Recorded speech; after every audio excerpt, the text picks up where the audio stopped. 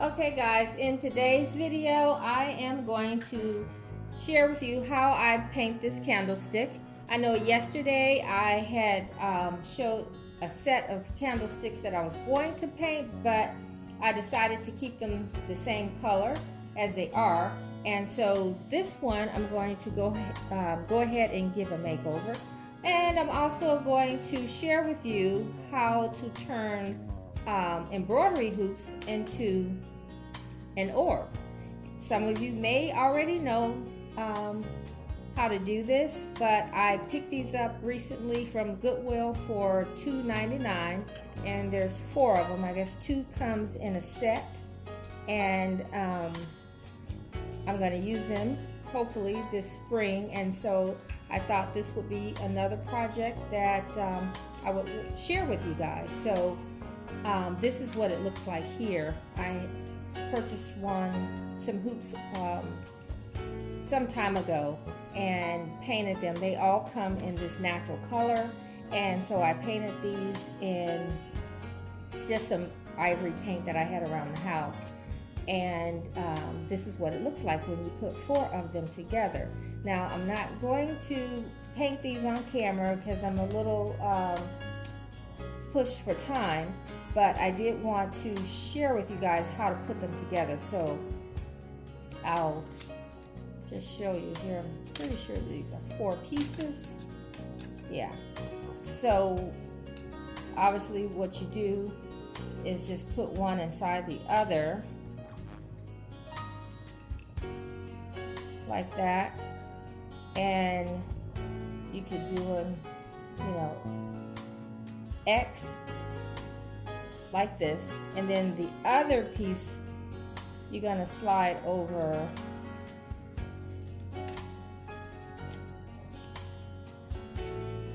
and place it in the opposite direction. And you will have to play around with it a little bit to get them positioned and to make sure that they're tight. Now you can glue them, but I have never found a need to glue them because when they're attached this way, they hold the shape on their own. Okay, so then you just place this other one just at different angles. Basically,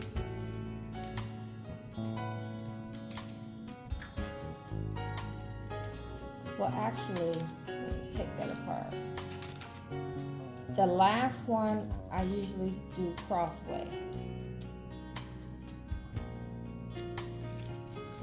like that. So you have 2 that are like an X.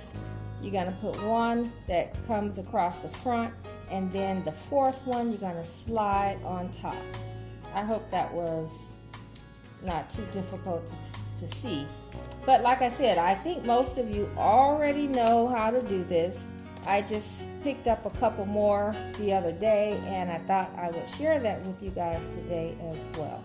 So you can just leave them on a table, on a stack of books, or you can put it on top of a candlestick. There's lots of different ways you can use it, but I always pick these up when I see them because they're just good pieces to add to your vignettes. So now let me go ahead and start with the painting of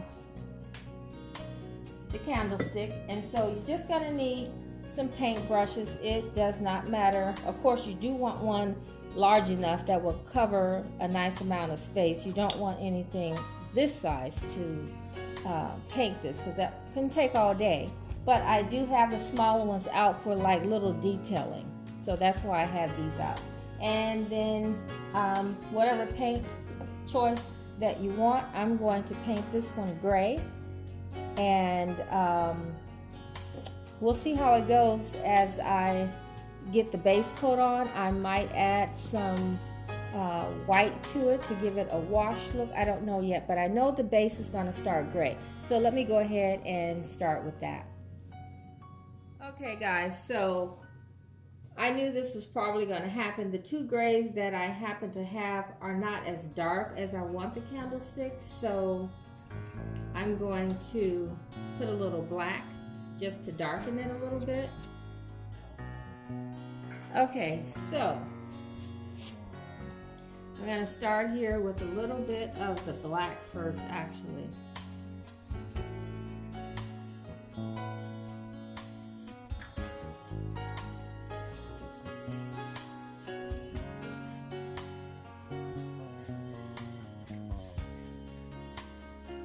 And I'm not trying to do like full coverage with the black, because this is like a distressing type of look that I'm going for. Okay, sorry about that, guys. The camera cut off. So anyway, I'm just giving a light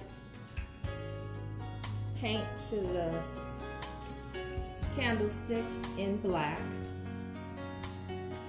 Just a light coverage.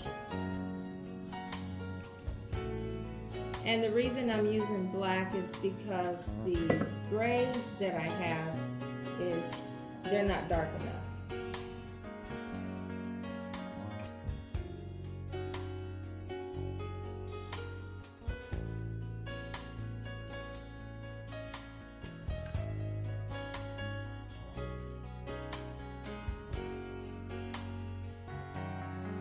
I'm gonna try it with a lighter gray first and see how that looks, and then I may go over it with a darker gray.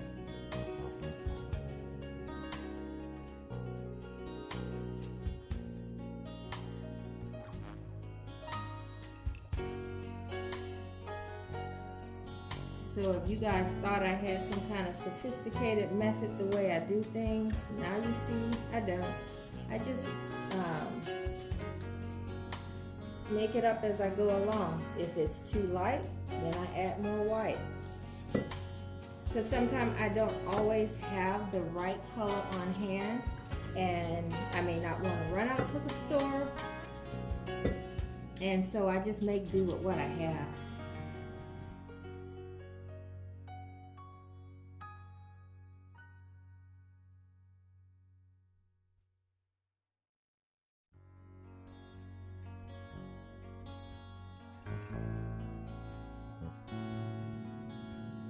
Okay guys, there's one last step that I want to do, and I need to do this pretty quick because I think my camera is full and it keeps shutting off. Again, I wanted you guys to see the how the candlestick turned out with the gray coat on, and this is all that I'm going to do with the gray. And as you can see, it's not perfect. I left some of the underneath color peeping through.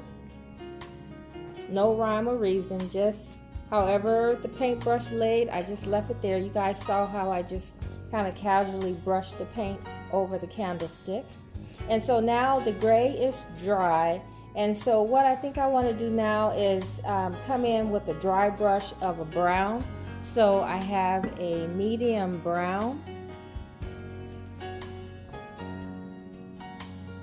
and in case you're wondering, espresso bean, and it's from Anita's acrylic paint from Hobby Lobby. That's mostly where I get my paint from, unless I'm using paint from a just paint that I have around the house, and it would just be a regular latex paint. So let me go ahead and get started with the brown. So I'm just putting a little bit on the brush, and if I put too much on, I can always take off with the base coat once everything is dry. Otherwise, if you continue to layer the paint on while it's wet, you'll start to get a muddy look. Okay, so I want to do this quickly before the camera shuts off. So I'm just going to highlight it.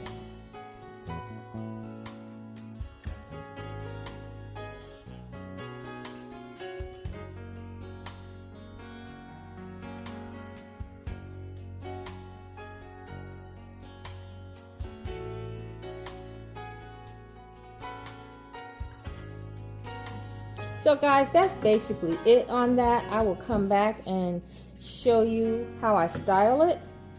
And then that's gonna wrap it up for this video, guys. Okay guys, so I finished with the lighter gray.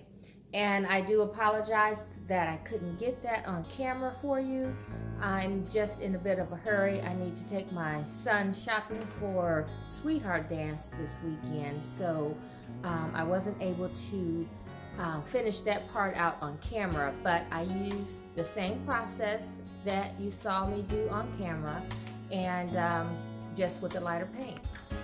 So I hope you guys were able to follow along with the process, and if not, don't worry, I will have more painting projects to come. So thanks again, and I will see you tomorrow when I show you the fireplace.